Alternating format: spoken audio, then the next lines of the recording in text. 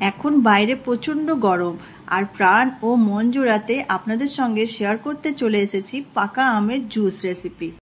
বাজার থেকে mango juice না কিনে আমার মতো করে পাকা আমের জুস বানিয়ে বাড়ির সবাই মিলে খান। আমি সঙ্গীতা, আমার বাঙাল ভার্সেস ঘটির রান্নাঘর চ্যানেলে আপনাদের সকলকে স্বাগত জানাই। তো এখানে আমি বাজার থেকে পাকা আম কিনেছিলাম, তো তার থেকে আমি 2টো আম নিয়েছিলাম জুসটা বানাবার জন্য। তো আমটাকে ভালো করে আমি জলে ভিজিয়ে রেখেছিলাম, দিয়ে ভালো করে ধুয়ে নিয়ে ফালি করে কেটে নেব। আমের পাল্পটাকে বের করে একটা বাটির মধ্যে রেখে দেব। আর দেখতে সুন্দর লাগবে বলে একটা আমকে সুন্দর করে ডেকোরেশন করে কেটে নিয়ে আমি সাজিয়ে রাখবো। এখন বাজারে কিন্তু প্রচুর আম পাওয়া যাচ্ছে, আর এই সময় আম খেতে কিন্তু বেশ ভালো লাগে। আম এনে বাড়িতে নানা রকমের রেসিপি বানিয়ে খেলেও কিন্তু দারুণ লাগে, বাজার থেকে কেনার আর প্রয়োজন পড়ে না।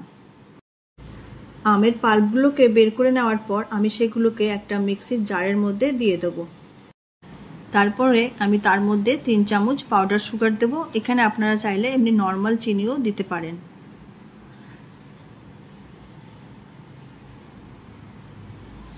এরপর আমি আইস কিউব দিলাম আর দেব হাফ গ্লাসের মতো ঠান্ডা জল। তারপরে মিক্সির ঢাকনাটা বন্ধ করে আমি একটা স্মুথ পেস্ট তৈরি করে নেব। তারপরে আমি ছাঁকনির সাহায্যে পেস্টটাকে ছেঁকে নেব, যাতে কোনো আমের আঁশগুলো মুখে না পড়ে, খেতে ভালো লাগবে। এরপরে আমি 2টো কাঁচের গ্লাসে আমের জুসটা সার্ভ করব।